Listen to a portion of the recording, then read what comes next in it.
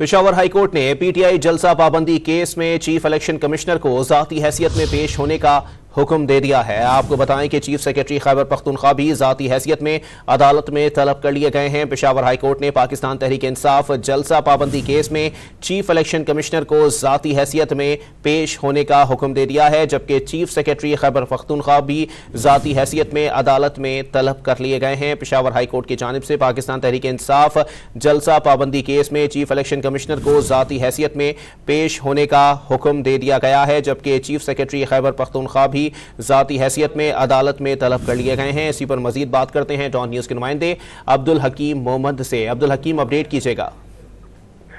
ये जी बिल्कुल, Peshawar high court ने पीटीआई जलसे पर पाबंदी केस से मुतल्लिक और तौहीन अदालत केस की समाअत हुई है। Chief justice Peshawar high court ने 2 रुकनी बेंच से समाअत की और समाअत के दौरान चीफ सेक्रेटरी खैबर पख्तूनख्वा और election commissioner of Pakistan chief election commissioner of Pakistan को तलब कर लिया और 7 दिसंबर को अदालत पर पेश होने का हुक्म जारी कर दिया गया है। इलेक्शन कमिश्नर से ये वजाहत की है कि वो इजाजत न देने पर निगरान हुकूमत के खिलाफ की कार्रवाई का हुक्मनामा या इलेक्शन कमिश्नर और चीफ सेक्रेटरी भी ये बताएं कि जब दरखास्त दी जाती है पीटीआई की जानिब से तो उन्हें इजाजतनामे जारी क्यों नहीं किए जाते। बहुत शुक्रिया अब्दुल हकीम अपडेट करने के लिए।